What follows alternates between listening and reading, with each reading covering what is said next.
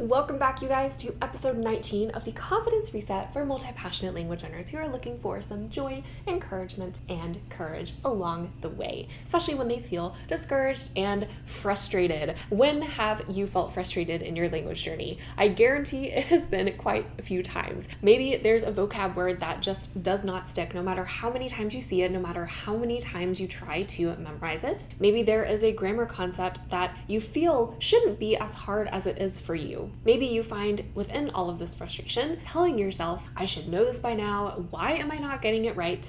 And seeing as this frustration is going to happen to all of us at some point, if it hasn't already, how do we cope? I cannot tell you how many times in my own experience that has been graciously given to me through my language learning journey, even in those experiences where I was interacting with different cultures, different ways of being and customs, I found myself very frustrated. And then I had a lot of frustration towards myself, not only towards the outside world. And the fact is, yes, there is definitely a lot of frustration and feeling like we are not exactly where we want to be, running into the same wall over and over again, with seemingly no escape. Through all of that too, especially if we are getting into the habit of talking to ourselves so negatively while we are running into that wall over and over again. Our core belief below it is that we are not good enough how we are right now. So the solution may be to dig a little bit deeper into ourselves and ask, what really is causing this frustration? You might say for a vocab word, well, this makes me frustrated because I just cannot seem to get into my head. It's such an easy word. I don't understand why I'm not making any momentum here. I've seen it a million times. I don't get why I am still stuck. But then you might even ask yourself an even deeper question. Why do I use the word a million, for example? Could I be exaggerating with the kind of language that I choose to describe my own capabilities or lack thereof of my language learning to myself, and therefore being even more harsh,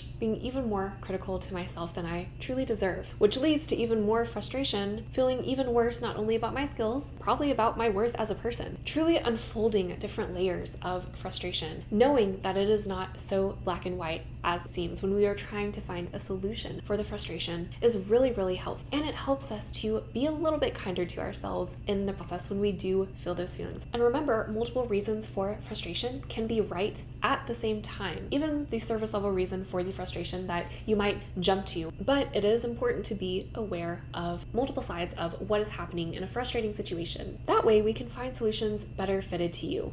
Another thing that I recommend, ask yourself, how many other ways can I interact with my language that does not involve what I am frustrated about right now? Instead of vocab, what if I concentrate on reading this book, maybe taking a movement class in my target language, listening to music in that language? It can be simple or as extravagant as you want it to be, but this is a gentle reminder that there are so many ways to interact with your language that will still continue that momentum to keep on learning, keep on immersing within that language. There's so much more that exists outside the realm of what concept makes us frustrated. And whenever we create these great reminders for ourselves by actually implementing a little bit of a different approach or focus or shift in our language learning studies, that can give us even a little bit more boost so that when we are ready to finally tackle what has been frustrating us in language learning, we go into that a little bit more sense of awareness, a little bit more trust in ourselves. And if you are lacking some ideas for how to interact with your language in a totally different way, make sure you grab my ebook in the comments below, 90 plus language learning adventures, if you are feeling stuck and really just need some new ideas for how to integrate more language learning into your life creative ways. Another reminder, it does in fact matter how we talk to ourselves in the midst of frustration. When we have frustration, our emotions are high and our ability to think more clearly and find solutions does go down. So we could also think about, instead of being super positive all the time, right? Because that probably will not stick with us. Think about something a little bit more neutral that you would probably say to a friend who would be experiencing some similar emotions as you. Instead of saying to your friend, oh, you can't get that right with whatever concept was frustrating them, you could maybe say instead, you have come this far. And even though this is hard for you, that does not mean every single thing that you're doing involving your language really is. So why don't you back up from what is frustrating you and instead engage with the language learning parts that come easier to you right now, just for right now. Also just keeping in mind that feelings are valid, but they do not represent whole truth. I would love to know your thoughts on this video today in the comments comments if it helped you at all. And I know I give a lot of broad advice in this video series for a lot of complicated emotions that we can have as language learners. So if you want more specific advice and see if you would like to work with me more one-on-one together, make sure to book your free discovery call in the section below. Other than that, I will see you for our next episode coming up, and make sure to check out this most recent episode in our Confidence Reset series.